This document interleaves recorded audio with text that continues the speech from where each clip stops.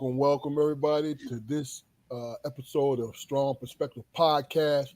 I'm one of your hosts in the triple threat dynamic trio, Keith Armstrong, along with Uncle Spoke. It's your boy Fluke Dog. we here today, here every Friday, speaking on it, talking about it, promoting conversation, and really and truly working on our own communication and serving as examples to you on how to sit around and communicate with the people that mean the most to you. So what we're going to do, we do you guys a favor. We include you into our lives with our discussions. We pretty much cover everything, but the one thing that we kind of focus on for the last 2 years is our perspective on life as it is, right? Somebody told me, yeah, y'all old heads, man, the young kids, they don't relate to you. They do. They do. See, this is my personal opinion, and I want my brother to give me theirs. I've always felt like this. You take in the information that you want, right? Just because you see me as a old head, right? Or unk, you know what I'm saying? Old dog, whatever, right?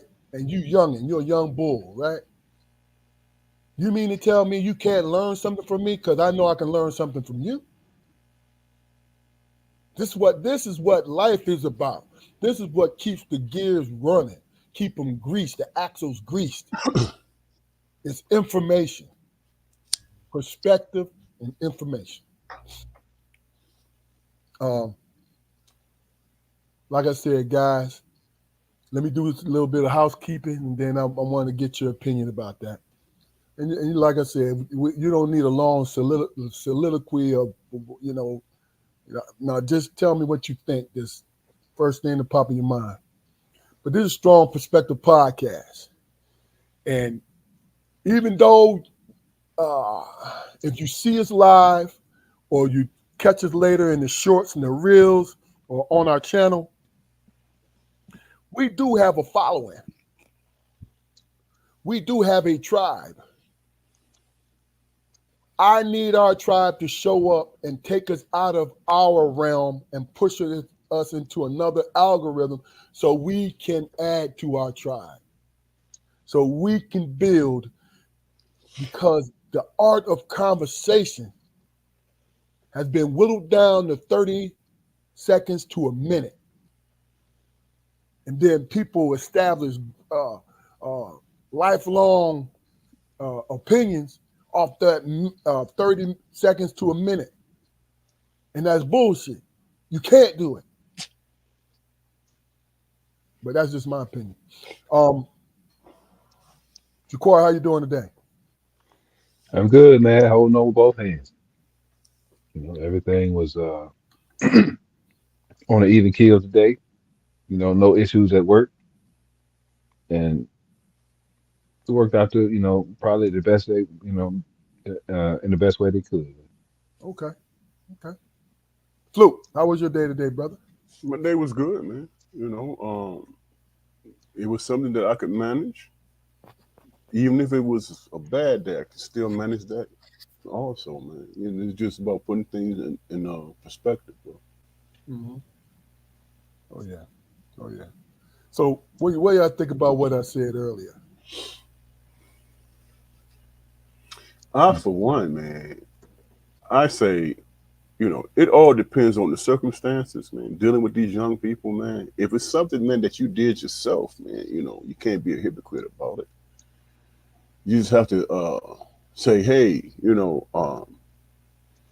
I know what you're going through, and I got a suggestion, but it's up to you whether or not you want to accept it. You know what I'm saying? And if they don't, they don't. I mean, it ain't like I accepted all advice. We all got our maturation process. We go through what we go through, and The goal is to try to be our better selves.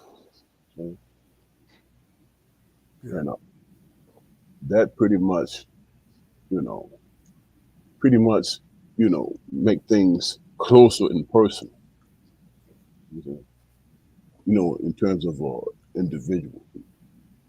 So you Gotcha. can't be like what everybody else wants you to be. You have to be who you are. Your best self. So that's Right. how I look at it. Okay. I think you have a great point, and get to you 1 second, Jaquari. Have a great point, but you also they have also have a responsibility to listen to what you have to say, even though you don't want to be a hypocrite. It's still you by you even saying something to them, you don't want them to go through the same shit that you went through. I mean, I don't want to put no words in my mouth, but in order for you to actually say something to them, you don't want them to bump their head. Well, you can lead a horse to water, bro. Yeah, that's true. That's true. Jaquari, what you think? I'll say simply enough, man, that you know, Damon, he kind of put it into perspective for me when he talked about the maturation process. You know what I mean? It's yeah, these lessons are here. We as unks and old heads, man, we have these lessons to impart, but we we're in a constant state of forgetting that it took us time to learn those lessons too. We heard the exact same advice and rhetoric that we give out today. We Yeah, heard it all, yeah, you know, I agree. but like the people who said those things to us, uh, us getting it, it triggered their impatience, because I mean, depending on what kind of life you want to live, somebody who's a living blueprint, and all you got to do is listen. 9 times out of 10, somebody who's really really in your corner will hold your hand through the process, you know. But I mean, independence is a motherfucker, man. You know, Yeah, it's a good thing, but it's a double-edged sword. You know, you don't find out that you're not capable of certain shit until you fail at that thing a couple of times, and you remember those old lessons. yeah, You say until you get your head bumped, huh, bro? So yeah. you get your head broke. That's right. I tell you, I agree with both of you guys. But I'm gonna tell you one thing that I always take. I don't know if it was our dad or another old head. They said, well, listen, everybody's not gonna listen to you. Hell, you don't listen. But our responsibility is to plant the seed. Planting the seed is saying something to you. Somebody else or that individual that you're talking to may sow that seed so it can grow. But their early experience with you spend time planting seeds. You know what I'm saying? We do it with our children, but see, we got a little bit more control and sway over our children because they care about our opinion, right? But when it comes to people outside of that, the only thing I believe we could do is plant a seed for someone else or that individual to sow, so those roots can sprout and grow. You know what I mean? It's like I heard Fred Khan say one day. He said, "You eat Burger King, man, for a week straight, you gonna be dead. A cat ain't gonna listen to that till you don't have blood pressure pills. You know what I'm saying?" What you say? What you say? The minister was right. Hmm. I mean, that's Bro, just how simple it is, bro. I tell you, I had to learn the hard way. Just a little bit about myself.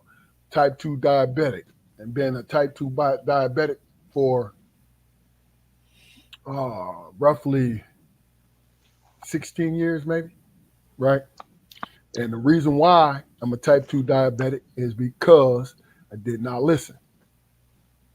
Because when you get into the and I'm letting people know right now, when you get into the pre-diabetic stages and your doctor tell you that, change your freaking diet and you're going to reverse it. That means if you drinking every Friday, suck that up and decrease that. No, not drinking, getting drunk, right? Or if you have if you eat a lot of fast food before you've been told you're pre-diabetic, you can reverse it. Anyone can reverse it if and people think it's a drastic change and oh man, I don't want to do no, pay attention. Drink more water, drink more, eat more greens, walk a little bit. You feel what I'm saying? And you can reverse it. I didn't listen. But it got to the point where my sugar wasn't out of control, like ooh, like high levels and shit like this. But the longer it stays around, the longer it will affect you. You dig what I'm saying? That's it's the long term. Diabetes, the long term effects is what gets you. That's what gets you. The long term effects. I'm not preaching. What I'm saying to you is seeds were planted, right? But they wasn't sold until I started getting the second part of that. And the hard head always gonna make a soft ass back. Always. Excuse me for a second. How the grandbaby do today, man? She did great, man. She did great. Yeah, She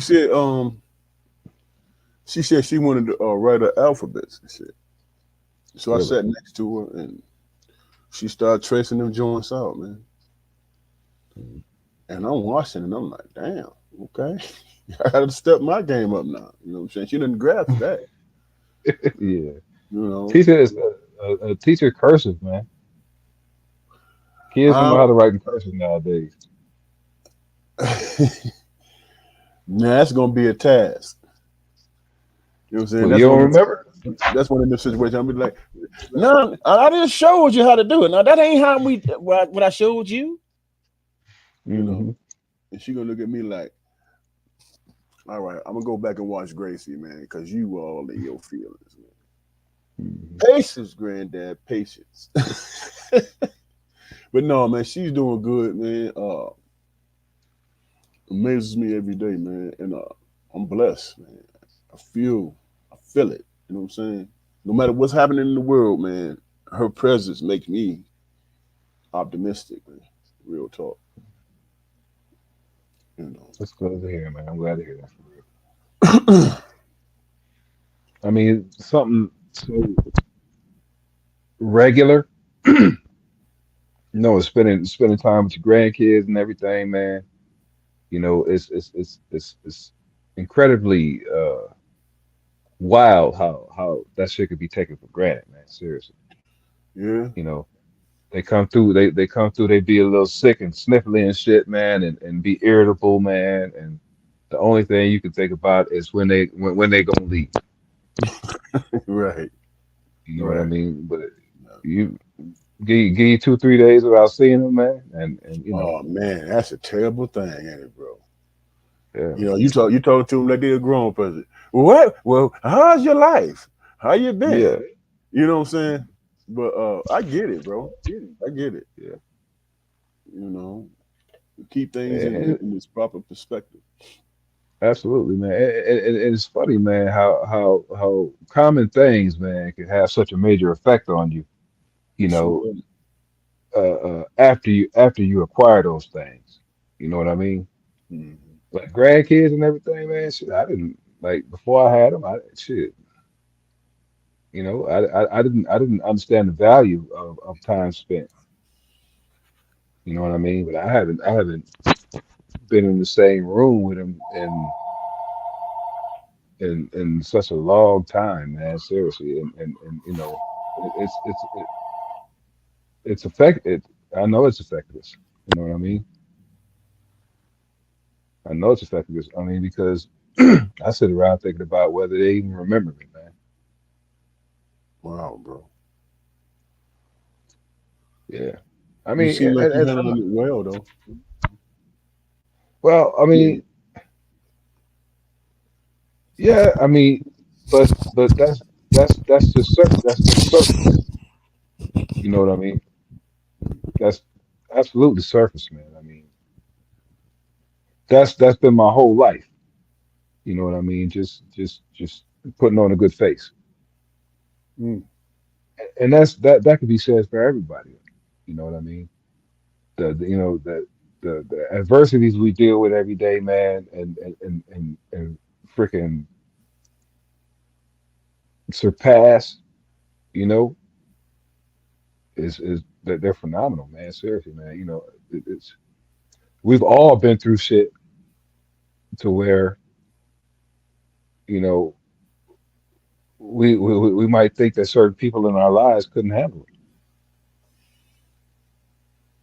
You know, and trauma trauma is a wild thing, man. It really is. You know, because a motherfucker, you know, in childhood, you know, some things might happen to you. You might develop some habits or whatever, man. But you know, over the years, if you don't address those motherfuckers, man, they turn into monsters, man. Monsters that you have to feed. Trauma's become a major motherfucking part of your responsibility, man.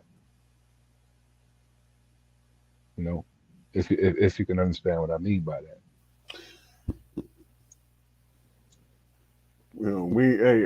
I appreciated me and you talk off camera about that, man, because Well, I'm I feeling a mean, type of way. You know what I'm I saying? get But it. I want to keep I it, understand.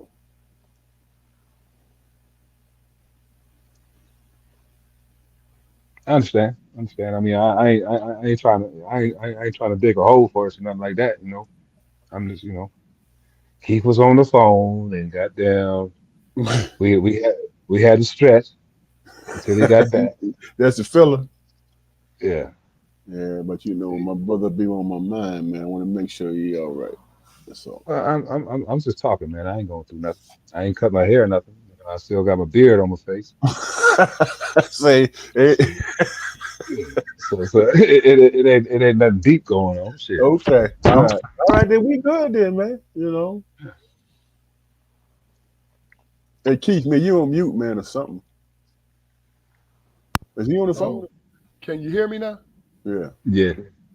Oh, slightly damn it! I said some good shit while I was unplugged, man. It looked like it was profound, bro. No, no, no, Yeah. it wasn't. It wasn't. I was just responding on the trauma thing. Not to get into it because everybody handles their trauma differently, right? Me personally, when somebody tell me they went through some shit, the one thing that I do is I cannot. I will listen. You understand what I'm saying? I will listen to them.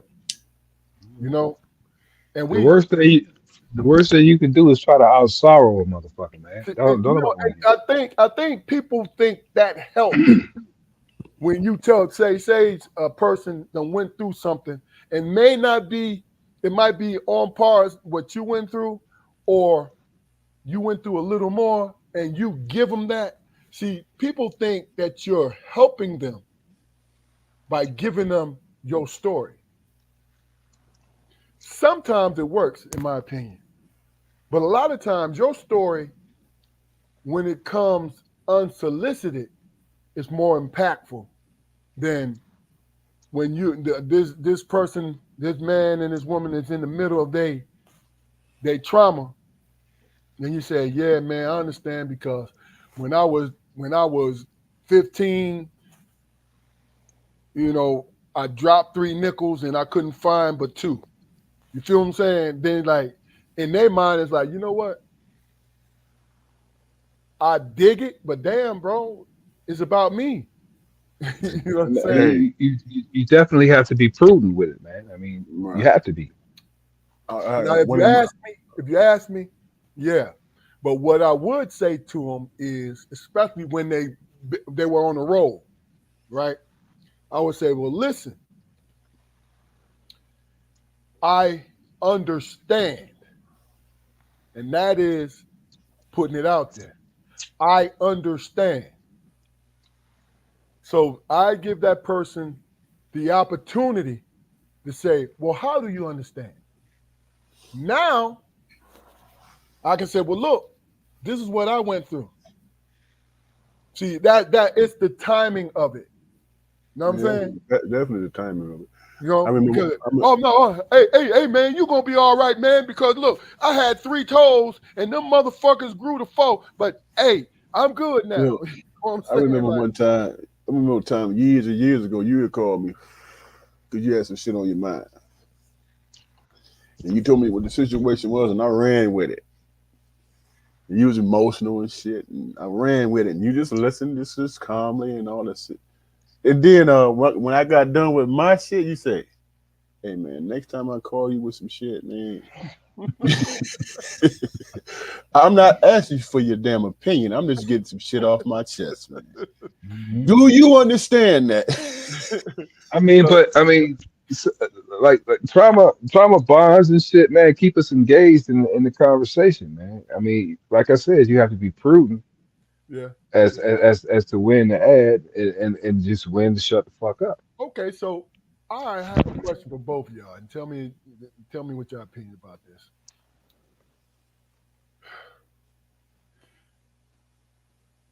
I feel this way, but I want to know if you guys can relate. When I run into a weaker man who's trying to explain away his not mistake, but being fucked up, and he used the words trauma as an excuse, right? And it's all relative. This is your opinion about it because this person might be serious about it, right? But do you find yourself like, I'm gonna listen to him, but I'm gonna hold my tongue? I I mean, sometimes when I was younger, let me rephrase it. When I was younger, I was judgmental.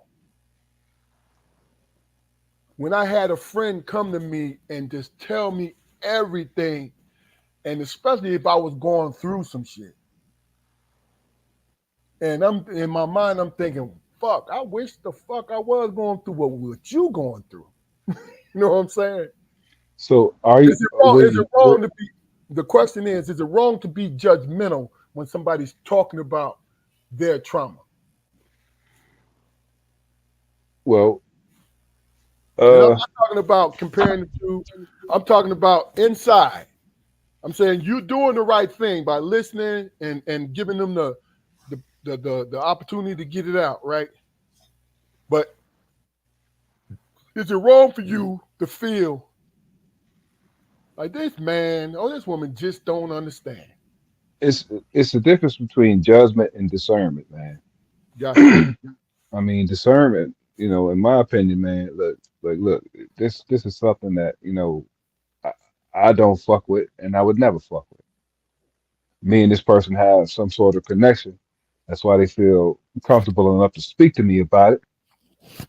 Uh-huh. So, depending on what the offense was, air quotes, I would probably be interested in protecting that connection. You know what Got I you. mean? So me, I would try to leave judgment out of it. Hadn't always been the case though, Yeah. because I used to be a real judgmental motherfucker myself. And that was that stemmed from a lack of experience, a Yeah. lack of life experience. Maturity. Things happen. Yes, sir. Yeah, things happen, man. You win and you lose. You Yeah. know, and it's Yeah. as simple as that. It all depends on, the outcome all depends on how you handle it. Yeah. I mean, shit, you it could be several things in your life, man, that you're spinning your wheels on, man. And you hitting that wall and can't understand why you're not progressing. But it's that like I said before, it's that one thing, man, that that you do pretty good. Yeah. And that one thing we fail to acknowledge as human beings, because sometimes that's all you got. Yeah. Yeah. My I bad, I I, fellas. I had to turn that other fan off because I can barely hear y'all, man. I had to. You all right, man? Um, I had to hold on. I use it to hold on to my sanity, man. Because see, I see it as y'all know me as a problem solver to try to solve a problem. So I do have the patience to listen. It's sort of like the prerequisite of being wanting to solve a problem. You gotta listen first, right? I think what bothers me the most is the fact that I do not, and I did it when I was younger, and you alluded to it, Jaquari. I do not want to look at somebody differently because I didn't think that what they was going through would warrant how they was going through it. You feel what I'm saying? Like, yo, man, suck that up. You know what I mean? I'm ashamed that how many times I said that when I was in my 20s to somebody. I'm ashamed about it because it's not that fucking easy. Because what I did in my 20s, I ignored what I was going through and I just kept pushing forward. You dig what I'm saying?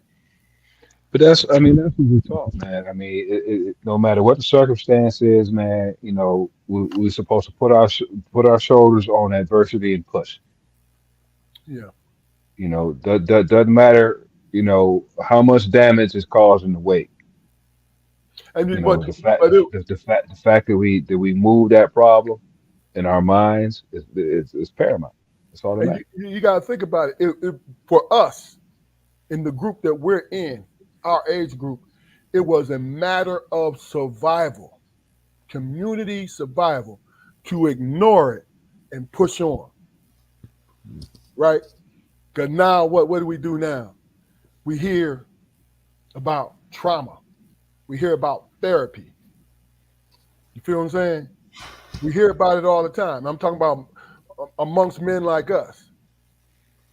Therapy. Therapy is what got me, you know, different places. Because we all we affected in different degrees. Like Corey Thompson, friend of the show. I've always welcomed him to come on the show because he's talked about, especially when it comes to relationship, men and women relationship. He's always talked about seeking therapy. You know what I mean? A lot of men and a lot of women, mostly men in our age group, they didn't really want to fuck with it because it didn't make logical sense. Because all this person was going to do is sit there and take notes about the things that we emphasize as we speaking to them. And then what they would do is give their opinion about certain points, right? Which is helpful. But in my 40s, I didn't want to hear that. You know, the ironic kick in the ass is for me, Keith, is the fact that you know we as black men in particular don't trust therapists, but we go to an airport and tell a stranger all of our fucking business. A fucking bartender, Yeah, you know what I'm saying? I mean that And look, and your it side it piece. it, it just all boils yeah, it just all Look, boils down. knock on the door. Now this is a reenactment, folks. This ain't no real shit. But knock on the door, open up the door, she let you in, you sit down, you're taking your shoes off, and she say, so did Junior ever get that A on that test? I know y'all stayed up all night with it. Nah, That Junior, ain't what. Junior came home and said, "I said, hey, how was the test, Junior? It was fucked up. That's how it was." No. But that's my whole point though, is That ain't what I'm here for, bartenders, G. barbers, women, if you have a side relationship, they hear all your toughest problems, but you don't say nothing about it in the house because your Yeah. wife has a certain way that she sees you, and you don't want her to panic. Either way you look at it, it can be looked at as weakness, man, because motherfuckers use that shit against you. Yeah, that's true. But here's the thing, man. Here's the difference between talking to a bartender or whoever. Man. Here's the difference with a licensed therapist who know what the hell they doing, man. They don't they don't give you a out, man, for you to stay in your same feelings, man. They listen to you and they say, okay, this is where he's struggling at, but he don't see it. Hmm. You know what I'm saying? This is where he constantly make mistakes at. Hmm. And dig a further hole for himself, and he don't see that shit. That's the therapist's job to make sure that you understand what you're projecting out in the world. Yeah, yeah, You know what I'm saying? And what you're willing to deal with or not deal with. Are you escaping reality? You know what I'm saying? Or are you addressing the things that you are going through personally yourself, but you're putting that off on, what, I'm pissed off and it's the world's fault, yeah, instead of you internalizing what they're saying in the action steps that they're giving you. And the action step does not involve the world. The action steps involve you, whether or not you make the right decision to hang with the same people who put you in the trick bag. You know what I'm saying? I It's get it. about it's about you recognizing yourself. You know what I'm saying? And then you can build from there. A man can build on something, man, from his mistakes. Yeah, You know, and know how to move forward with it and don't have to even deal with that issue anymore. You know what I'm saying? That's success. yeah. Well, this next question I have when Jaquari gets back, but this next question I have for all three of us, because it's related whether or not you're married or you're single. When you're in a relationship with someone, right? Is you, as a man, young and old, are you, is your relationship from your point of view is your relationship from your point of view driven off of your ego and you being in control of it?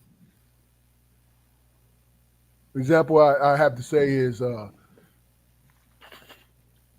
say if you or your girlfriend or your wife come to you with a problem, right?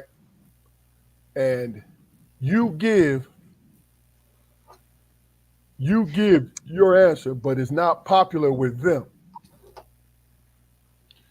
and they're not blatant, or sometimes they are blatant, but they're not blatant. They try to circumvent what you, what decision you made when it comes to your family unit. Now you say if they come with you with a problem that When they're they dealing come to you with a problem and they don't like what you said, your solution, don't like your solution, right? This is something I'm just spitballing right now. They don't like your solution, but this is relevant though. They don't like your solution, but instead of hearing what you have to say and following it, because in your mind you want the family, your family's well-being overrides any individual thing, right? So you make the decision you make, and this is my assumption as far as being the head of a household or a couple. You make the decision based on how it affects the union, right? but they ignore it because it's not what they wanted to hear.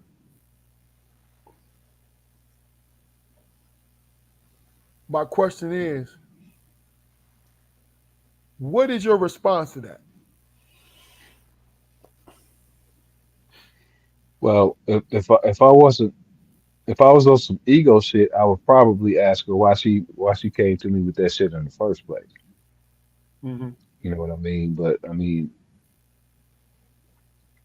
and all my years of marriage or whatever, man, that's just something I'm steadily learning that it's definitely not all about me, and it's a collaborative thing, and unless it's a personal attack, I need to do the best that I can to keep myself in a certain mindset, you know, that's conducive to the family unit. To pick up the pieces, yeah, Right. just in case. Well, here's Success my is answer. success. Success is success, man. I don't give a damn who spurns it. That's real. Well, here's my answer to that question, man. Is I try to understand it, man. If my significant other comes to me with a problem, and my solution is for the benefit of the family, you have to put your shit on the back burner.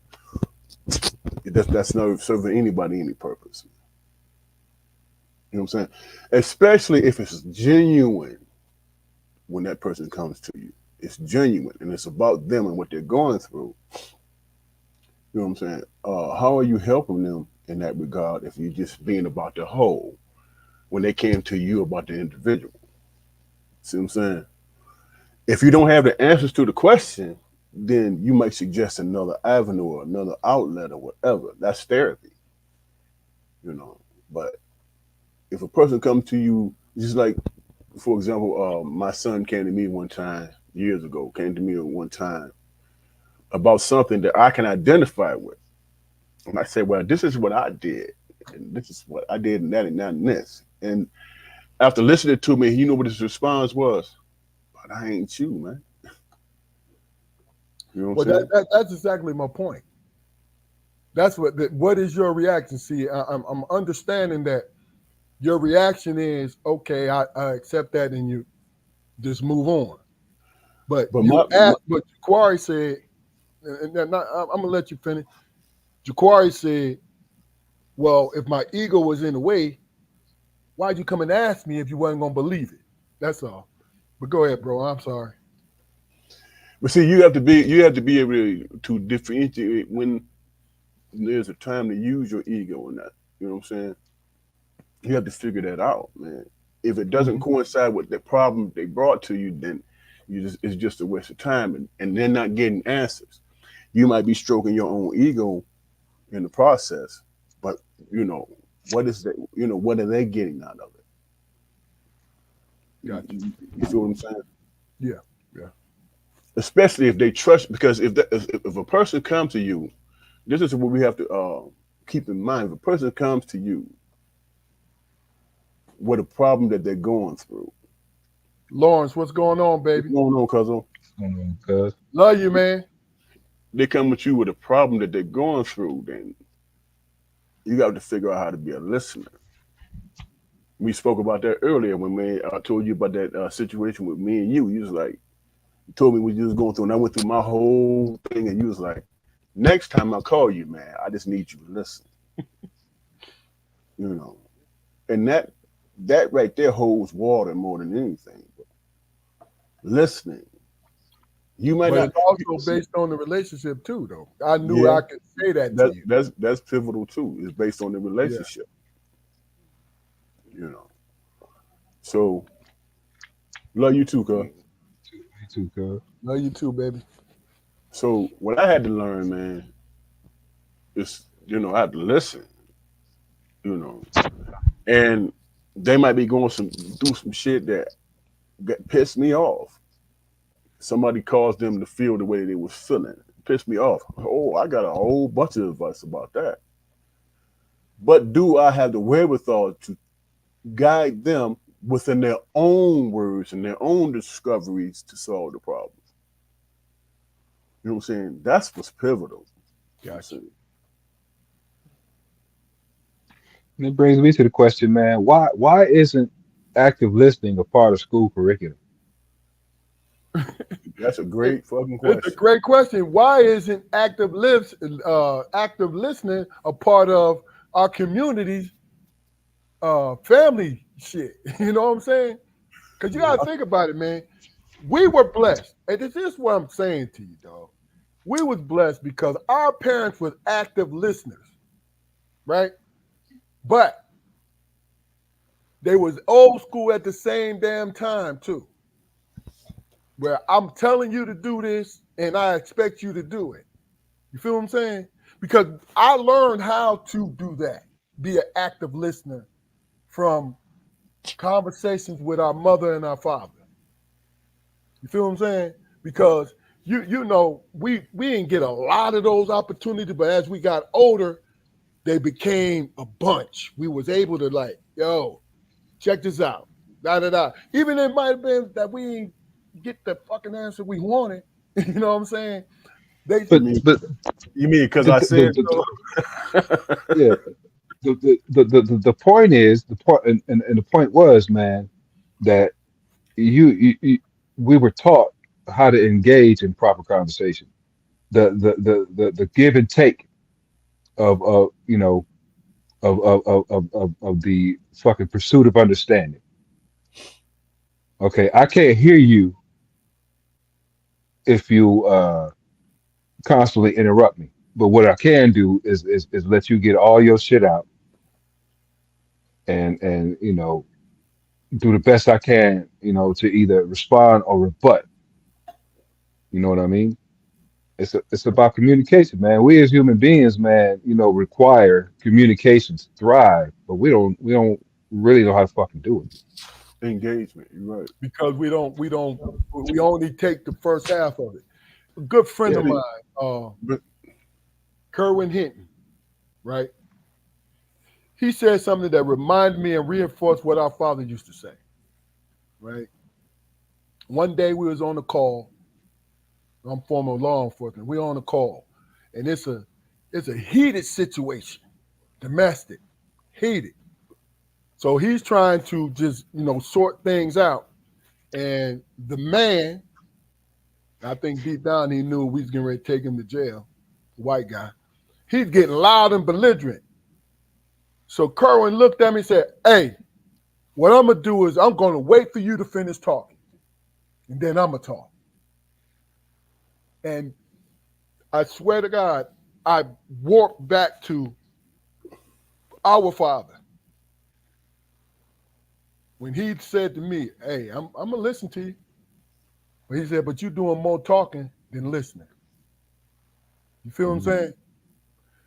Damon, you was gonna say something, man. I cut you off.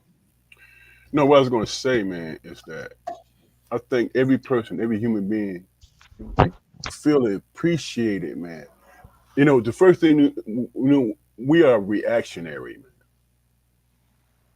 So if you go into a situation where somebody's belligerent, and the first initial thought is to control that situation, you know, and that requires listening also, you know, and patience, you know. And I think that sometimes, man, when you're in those type of situations, man, or whatever, man, you have your own preconceived idea of what's happening, but it might not be the case, man. You know what I'm saying? It might not be the case. The only thing we're doing is reacting to the behavior. And it's like, if a person just stops to think that this person is mad for a reason, this person is belligerent for a reason, you know, is it incumbent upon us to figure out what that is? Now, if it gets out of control, then you handle the situation accordingly. But if that person is expressing that anger and that whatever they're expressing, I think, man, that it it requires a certain amount of understanding and patience in that regard. You know what I'm saying? Because they might say something that might diffuse the whole situation, I agree. I you agree. know. But I'll throw my little thing in there. Like it got to be somebody that I care about. Yeah. Yeah, I mean, we all have that thing, man. That you know,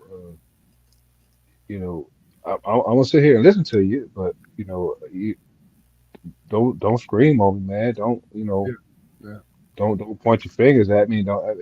That's Check that's your just tone. human nature. That's Check just your human tone. nature. Yeah, yeah. You know, And and it and takes then the funny thing, Jacor, I had to correct that myself. You know what I'm saying? But I it's had to like what correct Jacory said that. earlier. It's about discernment, man. Yeah, yeah. I had to correct that. I had because it was not that I was doing it on threat, but that energy. You know what I'm saying? Like that dog in you gets you all like, you know what I Energy mean? matches energy. Right. Exactly. You're And right. then as I got older, I'm like, well, shit, I'm 6'9". You know what I'm saying? I'm considered a threat. You know what I'm saying? At all times. So I was like, okay, let me just do this. I'm gonna give you a little bit of distance if we in a heated argument, but I'm gonna sit there, I'm gonna look at you, I'm gonna look you straight in your eyes, I'm gonna hear you. You know what I'm saying? Now you get out of pocket, I'm gonna respond to that. But my point is, when we doing this and all this, now it's up to somebody to make a decision. You know what I'm saying? Yeah, and in your situation, it's self-preservation. Yeah. So I I I really had to learn that. Now up on the screen, Lawrence says, because I just want to read it real quick because it's relative to what we're saying. Because most people talk to be heard and not to listen.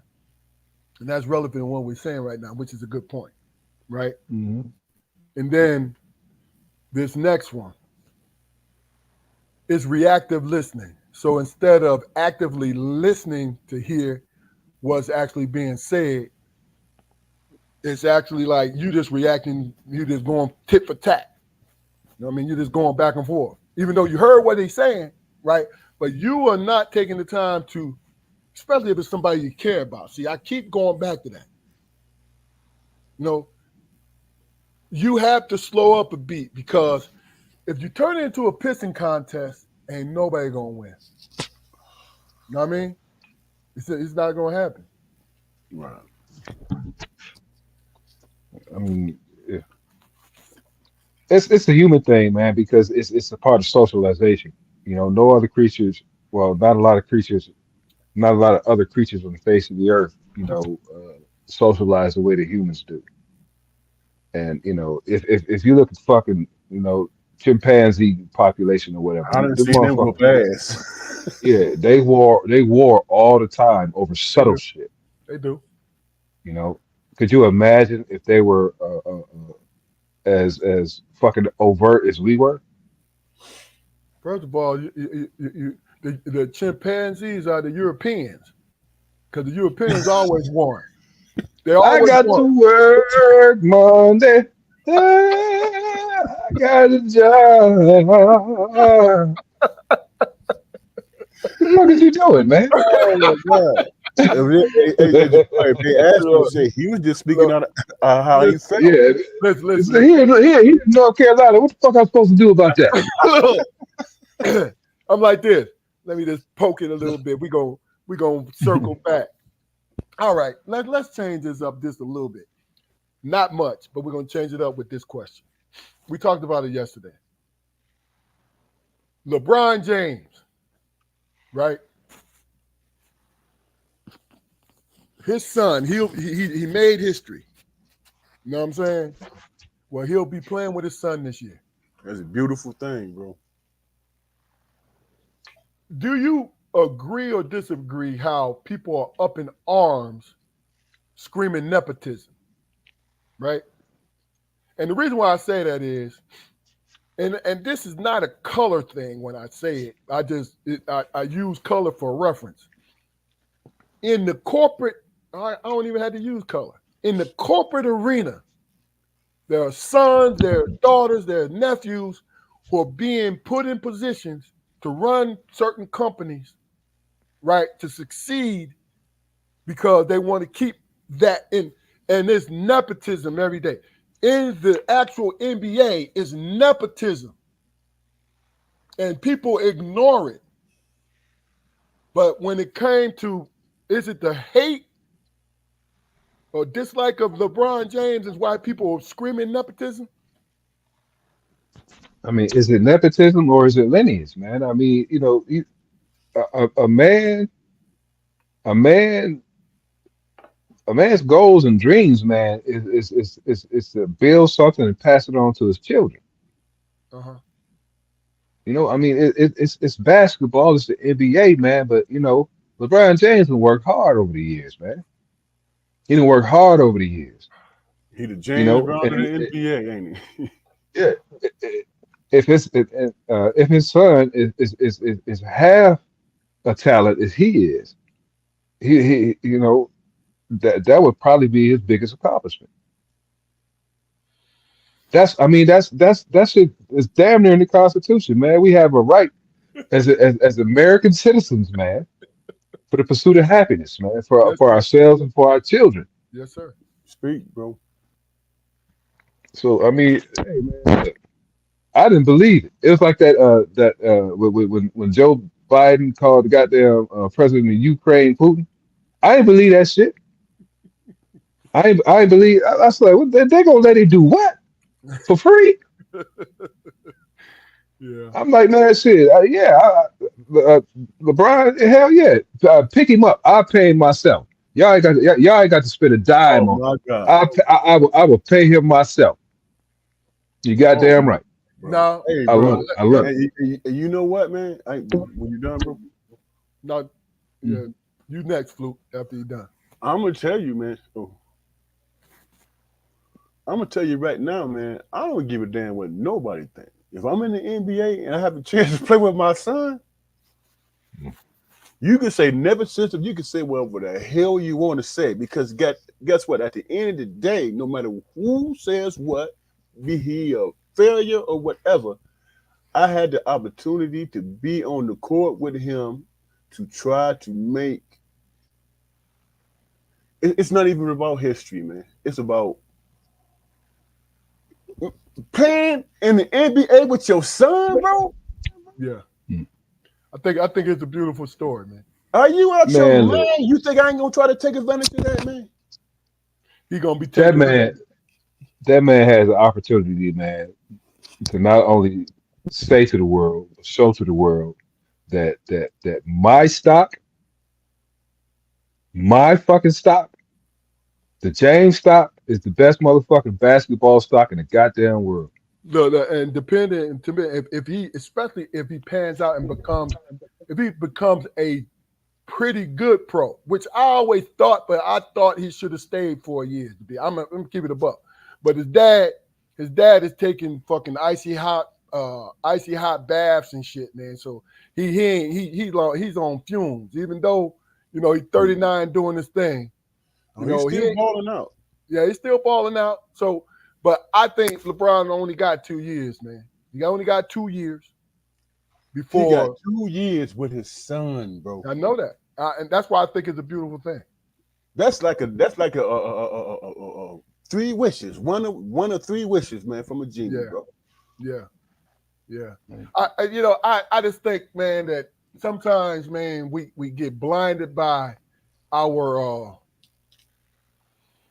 what's the word I'm looking for? Our loyalty to certain players. Like LeBron James is disliked because people in his generation compare him to Michael Jordan. That's why he's disliked. Think about that. Which me personally, I don't believe in goats, man. I've never believed in it. I believe in your favorite players. You know what I'm saying? You got favorite players. And you can sit here and tell me all day, talk to me all day about why that's your favorite player. But then as soon as you say, hey, he's the greatest, you cannot have the greatest of all time if the game is still going. That's my opinion now. It's Yeah, still going. I never heard it that way, bro. That was very significant. Think about it. Think about the stuff that Wilt did. I don't care. that you know Ain't these nobody like analytic, Wilt, bro. I'm talking about these young analytic dudes, man, who never seen, didn't even see Jordan play, right? But talk about, oh yeah, he played against construction workers and longshoremen and shit like that. And you know what I'm saying? They said Wilt was the only 7-footer during that time. Come on, man. Stop that. That wasn't true. That's what I'm talking about. But my point, here's my point. He did great stuff, right? Great stuff on the basketball court that's still lasting to this day, right? But guess what? He stopped playing in 76, and we're in 2024. That means the game kept going. And Jordan did first of all, Larry Bird and Magic did what they did. Kareem still on top of the heap, but he did what he did, right? He my GOAT, man. I'm gonna be You honest. know what I'm saying? Kareem did what he did. Magic and Bird did what they did. Jordan got a hell of a resume, did what he did. But when's the last year that Jordan played? 90s, right? 98, 99, something like that. But that's my point. My point is the game is still going. Why the hell change it from the GOAT until this is my favorite player? And just leave it alone. I You know what I'm might saying? be That's all. I might be wrong. I might be wrong in my thinking, man. I'm gonna be honest with you, but I don't think there is a man in whatever sport you choose. I don't think it's a man that ever lived on this planet did not want to play some type of professional sport with their son. Of course. Of course. I don't think it's not one man. If it is, come on, dude. I mean, that's another situation to address, man. But a man who's raising a son, Yeah. you have the opportunity to play on the highest level with that kid, To influence them to pick. and then say I'm guilty of nepotism, that I influence things in this way or that way. The world revolves around So? nepotism, bro. It's what it is. But hey, but pay attention to what Malika said on the screen. So he said it was definitely nepotism by definition. There are more qualified players. However, I'm not mad at LeBron. I applaud them, and they're mad at him for dying what they Doing. for doing. They should be doing what they do. How dare he? But see, here's the thing, Malika. Where his son was drafted, where Bronny was drafted, you might as well call that a free agent tryout. It didn't affect the good players. At 55, you see what I'm saying? It did not cancel somebody out because the NBA only has 2 rounds, right? And really the only ones who guaranteed to stick is the first round, right? But they only be there for a couple years before they have to move on, before they get tired of it. But my point is, it's not hurting because he's a 2-way contract guy. You know what I'm saying? Christmas time, we're going to give you the gift. LeBron James and Bronny are going to be playing together on Christmas Day. And here's the thing that's crazy, bro. Here's the thing that's crazy. If you look at the situation for what it is, man, LeBron didn't say, hey, man, I need my son here. I need my son there. Y'all need to do this for me. He didn't do that, man. What LeBron did. Come on, homie. Come on. Hold on, man. Let me finish my point. Okay. What LeBron did was, man, you don't think LeBron know his son, man, and what he's capable of? And what he's capable of? What LeBron created was an opportunity for his son to prove himself to himself, man. Oh shit. Okay. I got a question. Because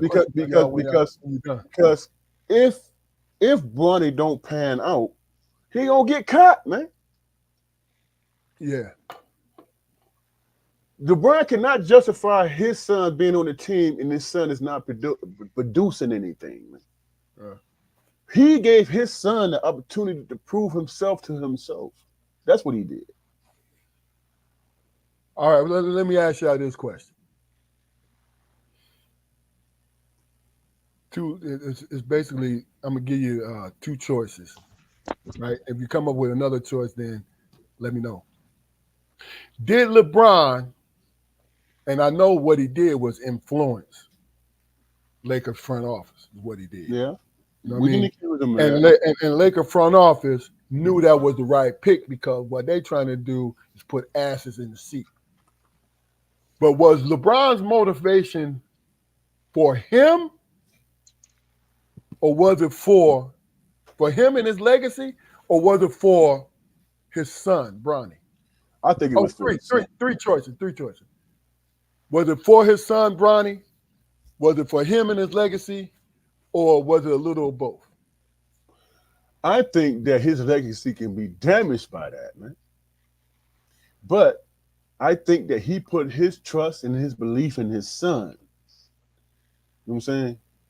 Because if his son washes out, if he washes out, what the naysayers gonna say? He used nepotism. His son couldn't cut the mustard, but he put his trust in his son. Hey man, here's an opportunity for you. Show your worth. Show your mettle. Get down. I'm gonna help you with it also. You know what I'm saying? Not the fallout, but the benefits is actually being on the same floor with your son. You know what I'm saying? But being on the same floor with your son, you have to produce because all Bronny got to do when LeBron bringing the ball up the court, when they went through their little moves and all that stuff and setting picks and all that stuff, and Bronny is sitting over in the corner, and his daddy passed him that ball and he knocked down that three. You know what I'm saying? And then he come back down and he drop a pass or whatever, and his son lay that ball up. Then everybody should shut the hell up. It's an easy execution of history, is what you're saying. Yeah, everybody should shut the hell up. Now, if he set up the play and he passed it out to Bronny and Bronny by himself, and he hit the backboard, you know what I'm saying? Then there's more work to be done, and then people going to question it, whatever. But if he knocked that joint down, bro, you know what I'm saying? Then he's supposed to be there. He's supposed to be there. I think he's athletic. Knocked it down in real time. I think he's athletic enough to be there, right? But if we're gonna look at, you gotta think about it. He had a heart attack, so you know he came in a little bit before half the season was over with, right? So he had to really adapt, but he played for the rest of the year, and his numbers were not great, 6 points and something like that. But my point is, when he went to the Chicago camp, they measure you off what you do on the skill, that as far as the vertical and all the different things, shuttle drills and all that. And they said that he was above a lot of players because of it. Yeah. See what I'm saying? So potential. So the NBA, they only draft off potential now. Look who he grew up with. Shit. He had, I have never, I would never have ever thought that the NBA would draft, but when you're 21 years old, you're considered too old for the NBA. I never heard that. Brother, they are not drafted. It's probably 5 people, upperclassmen, that was drafted. These guys was all 18, 19-year-old guys. And they was drafted off potential. You want to know what I think about Keith Spoke? I think about all the cats we played with in college and high school and all that stuff that played in the pros, and we was like, how the hell they make this shit, man? And what was the response all the time, man? It has something to do with politics. It You know what I'm is saying? what it is, man. I So mean, it's not a new phenomenon, man. yeah, It's yeah. not a new phenomenon. And they journey, man, and all they got to do is be on the bench, man, for what? How many years before they can get a pension? And all they are practice players, bro. You know Look, what I'm look. saying? The funny thing is, what's the kid, the Christie, for the Lakers, Fluke? Christie. You know, he did the same thing as Bronny, where he was the two-way guy, right? But he never really got in the game. He got in the game when it was, and he was there for 2 years. And you see how much money he just got paid when he signed his contract? And Uh, he was not relevant. I right. think he got 20 million over something, 30. I don't know the numbers. But my point is, this man barely played in the last 2 years, 3 years. And he stuck it out, and the Lakers paid him this amount of money. Look at what the oblique said. Mm-hmm. All right, well, let me ask you guys this question. If you were to be, if you were able to position yourself in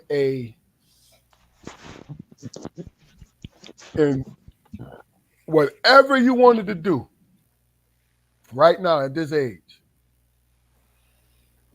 put yourself in position and you had the opportunity to do it. Talk about job and whatever, right?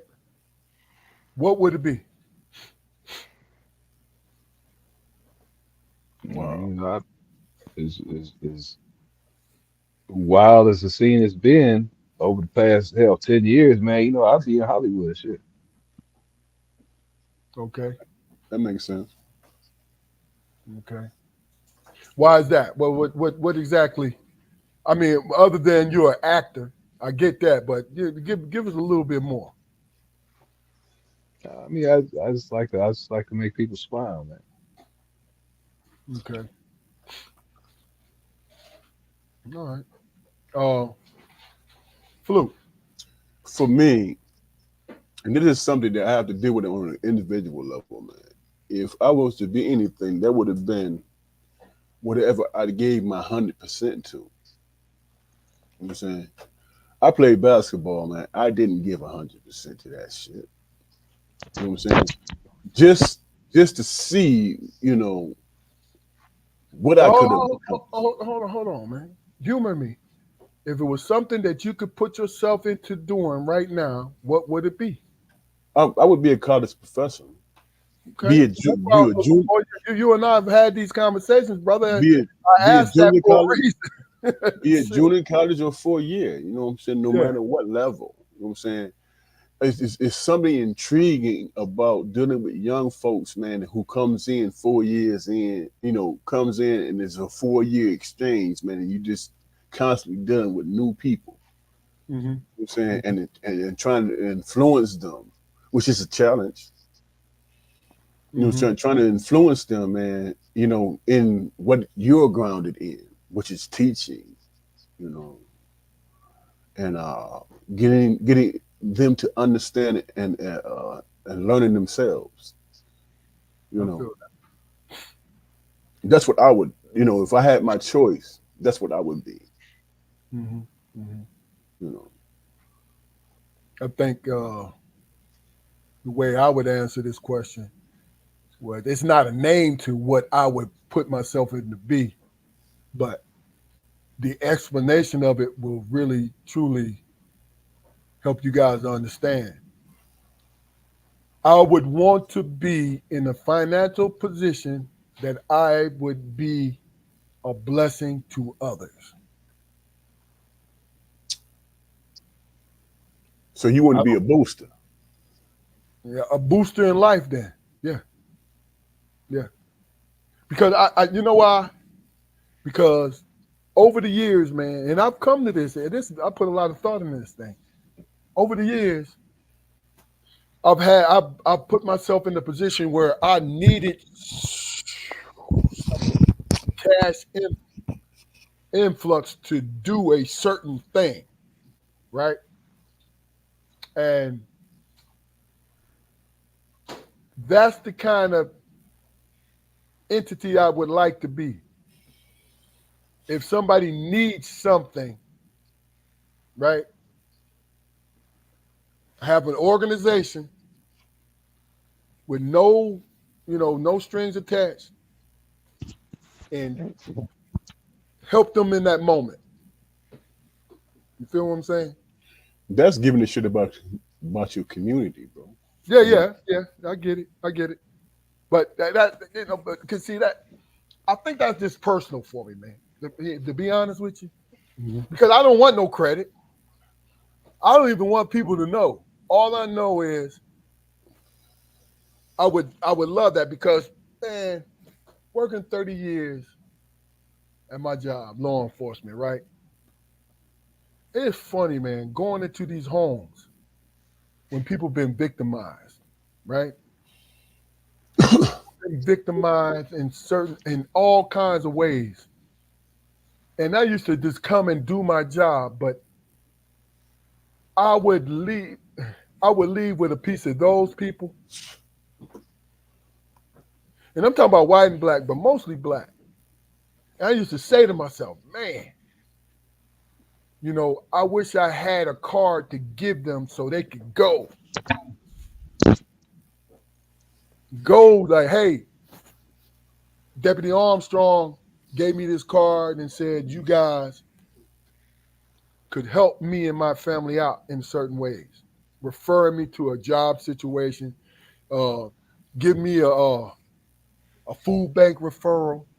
You know what I mean? Um, Transportation. I mean, you understand where I'm getting at? It's like, yeah, and all those and things not matter. not not to carry somebody. No, I'm talking about some some people. It would do wonders for people if they was able that one moment when they ready to fucking give up. Because a lot of times we don't get no rescue. You know what I'm saying? So you sit up there and dwell on you. You know what I mean? That's all. Let me push back on you for a minute, bro. This is something you told me in my late 20s. When I was going through my thing or whatever. And I remember you asked me this question. You asked me. You say, "Float, man. The things that you put the work in, you work hard at, and you hone and sharpen your tools. That was your exact words. You sharpen your tools. Did you accomplish the goal?" And I thought about that shit, and I was like, "Damn, I did. Hmm. I did accomplish the goal." You know what I'm saying? And I don't think that we do that with our young people, man, because they look outside of themselves and they see a success outside of themselves. But when they put their head down to the grindstone and they work, they accomplish the goals. Yeah, But the real evil in the world, man, is telling them that that's not enough. that's You know true. what I'm saying? You're telling them Trying to that it's take not control. enough. But Yeah. in their own personal life or whatever, then they accomplish those goals as they set up long term and short term, and they accomplish that shit. That shit means something. So It means something. so let me ask y'all this. In every successful man and woman, there was someone in their lives, one person, two person, many people, that gave them an extra boost as they were going forward to their success. Is that fair to say? What do you mean? I'm saying that there is somebody in your life, like no matter how successful you are. Let's sports analogy. LeBron James, right? Michael Jordan, LeBron James, Magic, all those guys. Individually, people put them on a pedestal, right? But the only way that they could get on that, I'm simplifying it. The only way they could be on that pedestal is because the shoulders of people that they met along the way.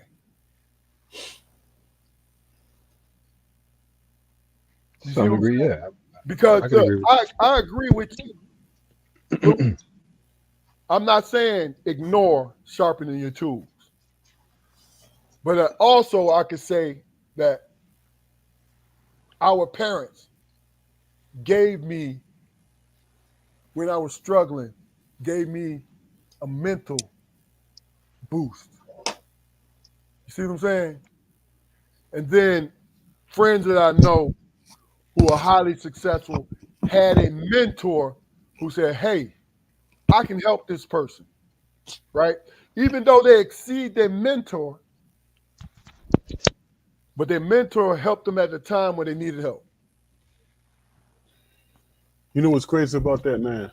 It remind me of a situation, man. My freshman year in college. You know what I'm saying? I'm dealing with a class or whatever. I call Pop. We talking about it and stuff like this, right? And I'm in this independent study, man, and I'm learning this and that, black theology and all that stuff, right? And then he said, one time he said, "Well, what did you get out of chapter 6?" And I'm like, I'm in college and shit. You know what I'm saying? I'm like, what do you mean? It's a long pause. And he said, "Son, just because I drop out of school don't mean I stop learning, bro." Yeah. You know what I'm saying? Talk to me about chapter 6, man. You know what I'm saying? Which I was struggling with. And he gave me his thoughts and his ideas about it and all that stuff. And I'm like, wow, that's deep. You know what I'm saying? Old man, because if y'all remember, man, in the garage and shit, mom and pop had big ass boxes full of Yeah. books and shit. Yeah. And the same books that they had in the boxes, I was reading from the same books in college and shit. You know, and then he said, "Hey man, I read every last one of them." You know, perception, man, and what it is that you think you know, you don't know, man. You know what I'm saying? People share personal things with you. They share them. And what I learned from that is that when I think about all the lessons and all that stuff, he had a plan. I wasn't aware of it, but he had a plan. You know what I'm saying? So once I realized that, I was like, man, this shit gonna be easy because I actually have not just a father figure, not just a person who's raising me, but I have somebody I can speak to on an academic level. How many people you think that knows our father knows that he was an academic motherfucker? Think about that for a minute. I get it. Him and mom, you know, is big, you know, to be honest with you, they were academic.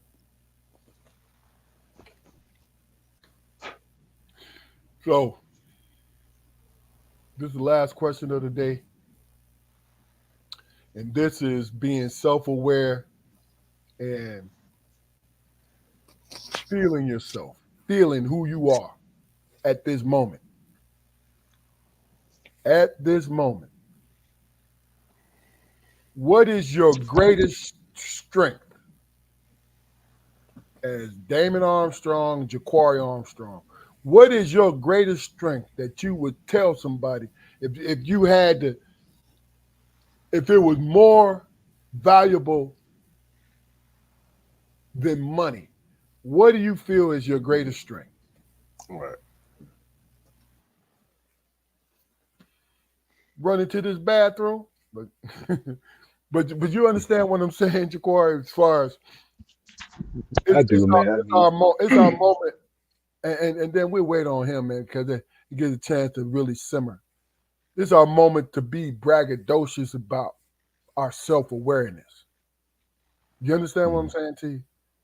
There's no right or wrong answer to this thing. It is about who you see that you are. You know what I'm saying? Because to me, I think it is always important to know where you are in every moment of your life.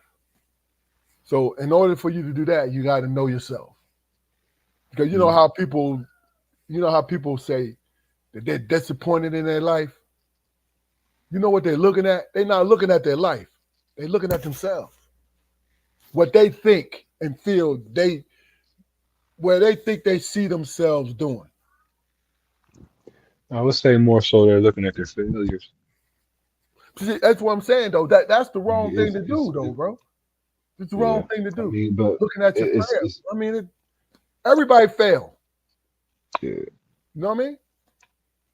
But I mean, but you try to reconcile, man, the fact that you're going to fail more than you're going to succeed, and how do you do that and continue to put one foot in front of the other, knowing that the majority of the shit that I'm involved in is going to end bad.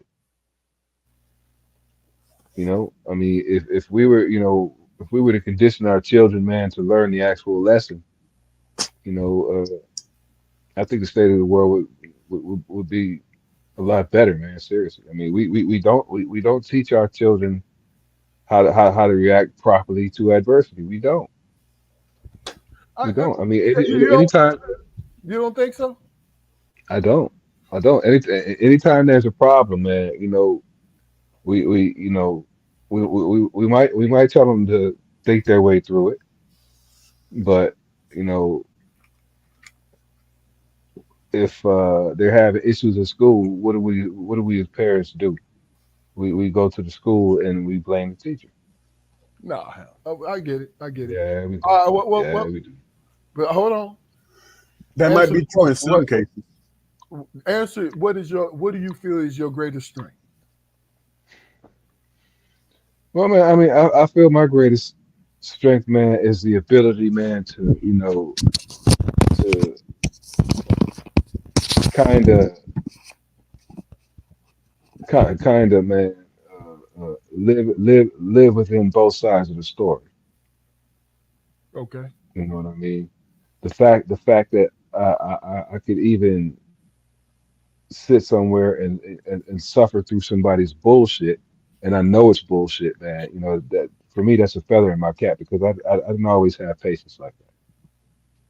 Gotcha. You know what I mean?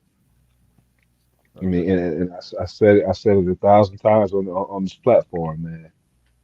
Sometimes a person just has to hear themselves say a thing to understand what the answer is. Okay. So that's what I. Luke, what is your greatest strength? My You greatest personally. my greatest strength is recognizing that I'm not infallible, man. That I'm not perfect. You know what I'm saying? If there's a situation that arises, man, where people that I love and respect and trust say they're all saying the same things, then I have to look within myself, man, and say, did I make the right choice in that decision? You know what I'm saying? If I made the right choice, I'm humble. You know what I'm saying? And I'm a better listener because of that, because I'm capable of messing up. You know what I'm saying? And that affects lives. You know what I'm saying?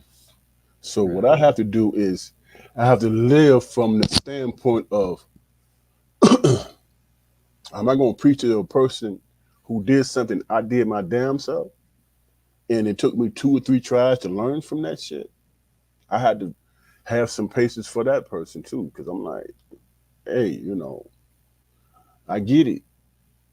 And then I can offer suggestions in that regard. But I never lead with my ego. I never lead with my ego because my ego definitely would steer me in the wrong direction. And if a person that's listening to me or who has the patience enough to listen to me, and I'm giving them wrong information, what am I gonna do? Sit back and say, "Look at this dumbass motherfucker made the same mistakes I did." Just think how stupid that shit sounds. So I have to be honest with myself. You know what I'm saying? And being honest with myself, realize that it might took me 1 or 2 tries to get it. And I'm not gonna offer them the same damn leniency. Who does that? I get it. You know, you give a person the opportunity, man, to figure that shit out. Like we said, the maturation process. Give them the opportunity to figure that shit out. And then you say, then the ego kicks in. Hey, welcome aboard. I'm glad you worked it out. So welcome aboard. You know what I'm saying? I'm glad you worked it out for yourself. Yeah. You know what I'm saying? But preaching to them and saying, hey, I'm gonna save you from yourself. That's what type of ego is that? You feel what I'm saying? That's crazy. You can't stand that ground because some way or another they gonna find out. Damn man, you did the same shit I did, and you preaching? No, self discovery, man. You got them in their direction. Well, okay, you did that. Now, what do you think you need to do? And let them figure it out. Hell, you might learn something from it. You know what I'm Right. saying? Yeah. I think. But just being cognizant of the fact that I'm not infallible, man. And I am sometimes prone to making dumb decisions and mistakes. Judge me how I respond. Judge me how I overcome, not simply the mistake I made. No doubt. I want to. Once I address it, I want us to. We're gonna take this out with Malika's comment. That's a great. Yeah. Um. Mm.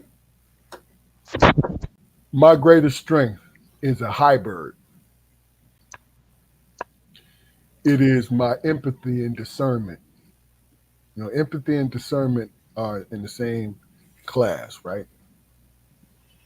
And being present, being present, and taking responsibility for what I see. And this is everything. This encompasses everything in my life, not just when I'm dealing with people. Just my greatest strength is understanding, discernment, and empathy, being present. And this has been the hardest thing for me to do. Take responsibility for my role. You know what I mean? You see, guys, if you recognize the three of us, we're handsome human beings, but nobody's talked about being handsome. Three of us is 6'8", 6'6", 6'9". Nobody talked about that either. Greatest strength. You know what I'm saying? Nobody talked about the superficial because that's where your maturity is right now.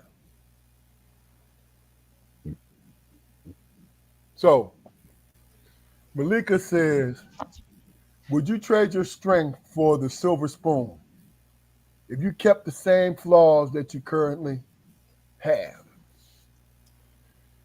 You couldn't. If you had the silver spoon, this is my answer to you, Lee.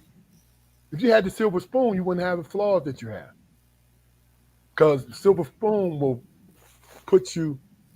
Now I understand if you bring them on, then you act accordingly. But if you had the silver spoon, it'll get in the way of your thinking right now. That's my opinion. And I'm not disagreeing with you, Malika. I'm just saying I think that would be hard. Anybody else? Well, I imagine, man, that I got the silver spoon by inheritance or some form of fashion it was given to me, man. But what I said earlier was developed through pain and letdown, man. So would I give it up? You know, my air quotes trauma, man, is responsible for for the majority of my positive traits, man. Whether it be Good point. cooperation through cowardice, man, or just not really goddamn having the enemy to put up the good fight. You know what I mean? Gotcha. And it, it, it I came to that realization, man. A handful of years ago, man. That I'm just the little kid, man. Who felt like they never had enough of anything. And it carried over, and into my adulthood. You know what I mean? And it shaped this person. I'm a giving person because I ain't never had nothing. I feel like I ain't never had nothing. You know what I mean? I'm tough because I was always scared. That kind of shit. You know what I mean? Yeah. So I mean, if I had a silver spoon, man, shit, my failures would be a lot more goddamn astronomical than they were. It's a good thing that my resources was limited when I was a kid, because I would have found a way to fuck it off bad, you know. But in the meantime, I just fucked it off, medium, Gotcha. So you and I fucked was it able up to. because you didn't earn it? I fucked it off because I didn't know what to do with I think that not having the silver spoon is what gave me my gigantic sense of giving. That's kind of why I wasn't I understand what you was asking, Malika, but I was kind of like messed up with it because I know that not having a silver spoon is what makes me a giving person on the scale that I give. You see what I'm saying? I don't know I would be this person if I had a silver spoon. But that means I don't trust myself enough more than anything. But go ahead, Damon. My simple question is hell no, I wouldn't give up who I am for or the lessons that need to be learned in my life for because I have the silver spoon. Because for the rest of your life, the idea is that you didn't build shit. Terrence, what's up, baby boy? Love you. You just lived off of somebody else's sweat and tears and turmoil. You know what I'm So, saying? do you think that we've been conditioned to feel guilty because we get a leg up, dog? The question was, will you give up? No, I'm just saying. I was just commenting on what you just said. I think, man, that there are a lot of people who are in positions where they have silver spoons and leg ups and all that stuff, but they still want to build their own. I mean, write their own path. Uh huh. They want to write their own path, man, and that is you on an individual level. You know what I'm saying? You inherit $600 million, man, from your parents, and you just a playboy and you just living life. That's all you're gonna be. You haven't built shit. I could be Tony Stark. Fuck it. No. Yeah, Okay, I'm joking, man. Go ahead. Go I'm about to say I know your character. ahead. You not finna. That might be 1 or 2 years, but that shit run out. You know what I'm saying? Look, I'm sitting up here singing the Iron Man song. But go ahead. Tony Stark makes you feel he's the He's the coolest. coolest cat. No, man. Oh, I shit. I admired both of you guys and our parents, man. You know what I'm saying? I had to lay out my own accomplishments, my own things, because that was the expectation. That's how they raised me. You know what I'm saying? And just, no, man. I can't be that guy. Gotcha. You know what I'm saying? You know, I remember, man, in college, man, they used to put in the sports joint, man. Uh, uh, uh, Damon Armstrong, so and so, so brother of Keith Armstrong. You know what I'm saying? They were selling it that way. Now here I am doing what I'm doing, and for 2 years I was a brother of Keith Armstrong. You know what I'm saying? Was I mad because you had your, you know who you are and what they recognized? No, but I was irritated because they didn't recognize what I was doing. You feel what I'm saying? And that was just innate in me. How do I go to my brother and say, "Hey, man, you know what? I'm having a good goddamn career because of you." What was the first thing when it came out your mouth, bro? You feel what I'm saying? Yeah. Because I remember playing on at Perry School, and he was like, "Hey, man, dude, you need to. What you gonna do? I don't want to hear that. You need to do this." And then I'm riding in college off your reputation. Come on, man. That contradicts all that hardship and me wanting to fight your ass on the damn court, don't it? I got you. How many games that me and you stopped because we almost came to blows with each other? Yeah. You know what I'm saying? Because you had that expectation, just like our parents did. You know what I'm saying? And Jacory, correct me if I'm wrong, I'm so tired of hearing about y'all motherfuckers. You know what I'm saying? Fine, man. It's content. Yeah. That's what That's we just trying to create, man. Yeah. That's so what we no, trying to man. create. You a man, you build your own shit, bro. No I mean, doubt. you reap it. You know, you can reap the benefits, Bronny, but you got to showcase too, man. Yeah. All right. Last word of the night. Mm. We'll Well, start with you, Damon.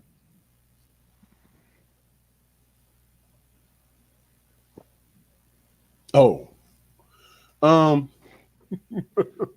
You I thought you was forgot going to your ask a name, man? question, huh? No, no. Last word of the No, I night. thought Last word. yeah, I thought you was for the ask a question, you know. But last word of the night, man. I think that it's okay, man, to pass and fail, man. You know what I'm saying? In your life. Because in passing and failing comes wisdom, man. Yep. And that is your journey. That's your road. You know what I'm saying? The only thing you can do is be an example. You know what I'm saying? You might not you might touch a person's life that you have never met in your life before. You know what I'm saying? And then later on down the years, and I've been through this. Later on down the years, they give you credit for it, and you be like, "Damn, how the hell I do that?" Mm. It happened because you gave your best self, man. Good point. Good point. Give our best selves, man. You know, that is Jaquar. that's our purpose. Yes, sir. Jaquar. man, I have thoroughly enjoyed the conversation once again, gentlemen. I appreciate your time, man, and I'll leave you with this. In a public bathroom with three stalls, with three urinals, apparently it is bad form for you to stand at that urinal and lift your short leg to piss. But it is also bad form to come and stand right next to a motherfucker with his three urinals. Use your goddamn head. What the hell is a short leg, my guy? When you're wearing shorts, Oh, you oh shit. Okay. good. Hey, bro, I Hey got man, you. and I gotta tell you, man, that wouldn't have happened if the motherfucker that wouldn't have happened if the motherfucker didn't come and stand right next to me. Oh my god, but you talking about the Son of a spray? bitch. Huh? I never use No. the stand up urinals. I use the toilet, man, because the spray coming from another motherfucker and myself. No. Damn. Thank you for one more thing I got to worry about there. But that's what I got from you. All right. You know Well, what I'm saying? look, hey, great conversation. Malika, Terrence, Lawrence. Who else? Terrence, Lawrence, Malika. This is all family, man. Love y'all. Love y'all to death. You hear Love me? y'all. You know what I mean? My people. Yes, indeed. Absolutely. Love You y'all. know, Lawrence and Terrence, our cousins, our first cousins, but we grew up together. They are little brothers, man. Love them dearly. Love your other siblings, but you know, we got this special thing. You know what I mean? Um, we here every Friday. You understand what I'm saying? Love you, Malika. We here every single Friday at 7:30. Me and my brothers have made that commitment to you guys. And as I said, it's about conversations, about communication, it's about opening up. This is what we do. We know we got a tribe out there, and our tribe is secretly watching us, right? And that is true. They're secretly watching us, and that's cool. Don't have a problem because we're gonna keep showing up. We ain't gonna get discouraged. But look here, go to our YouTube channel and subscribe so we can build our tribe. Strong Perspective Podcast, that tribe. We got a tribe in Albion too. If people walk up to me, I'm gonna be watching y'all stuff. Then why You know what I'm saying? So then why don't you look, contribute? see, like I said, it's here because we're doing this. We're good. We're doing it from a good place because I enjoy doing this thing with my brothers, and then when I bring friends and other families on, shit, that is frosting. You hear me? That is frosting. But understand that we do have a tribe out here, young and old. Just don't drink the Kool-Aid thinking that, oh, y'all be on too long. All right. Watch it a quarter way through, halfway through, and then come back. Because guess what? It's on YouTube. Finish watching. Because guess what? I said this last week, the last 2 weeks. We every 5 to 8 minutes, something viral is said on this podcast. You are invited to take those viral moments, especially if you got a big platform. Just give us credit. Tell the people where you got it from and put it on your page. Because we're gonna always do some good.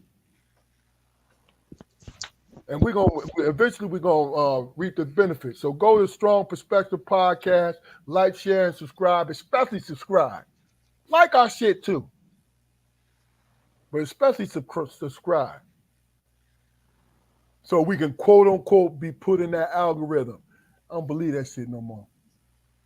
But what I'm saying to you is we here. Strong perspective. Everybody has a strong perspective. We'll see y'all next Friday. Hey, bro, it's okay to say, what about me? What about mine? What about my needs? What about what Give I'm me, give me mine. I need. This is Strong Perspective Podcast. We'll see you next week. Peace out.